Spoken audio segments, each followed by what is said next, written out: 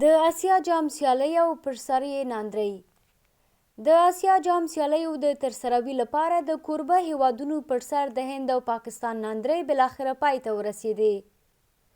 د هند او پاکستان کرکټ بورډونو له یو لړ اوږدو مذاکراتو وروسته د کرکټ آسیایي شورا د 2023 کال د اسیا جام سیالیو لپاره د کوربه هیوادونو نومونه اعلان کړل.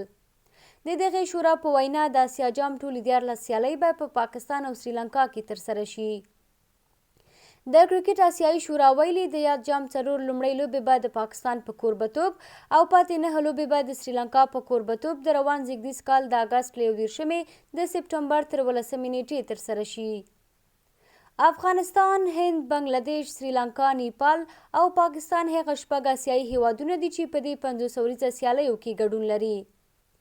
دغه هیوادونه په دوو ګروپونو ویشل شوي چې په الف ګروپ کې نیپال، هند او پاکستان او په بي ګروپ کې افغانستان، بنګلادیش او سریلانکا هیوادونه شامل دي.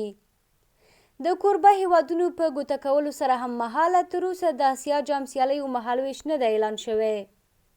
د کرکټ څارونکي وایي د کوربه هیوادونو د اعلان ځنډ او د مهالویش نه اعلانولو لامل په سیمه کې د ګاونډیو هیوادونو سیاسي ناندریو اوج دی چې دا بهیر یې ټکنی کړ او له ډیرو مذاکراتو وروسته دې پایلې ته ورسېدل چې سږکال په مختلفو هیوادونو کې د اسیا جام کوربتوب وشي.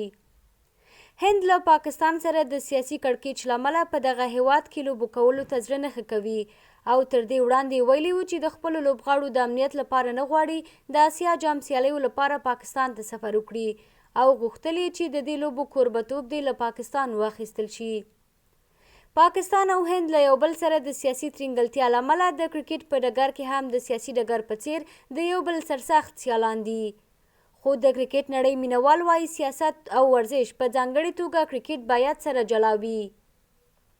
په پاکستان کې د اسیا جام ترسره کېدل د دغه هیواد لپاره یوه لویه لاسته راوړنه ګڼل کېږي ځکه کلونه په پاکستان کې اسیا جام او ان نړیوالې لوبې هم نه دي ترسره شوي.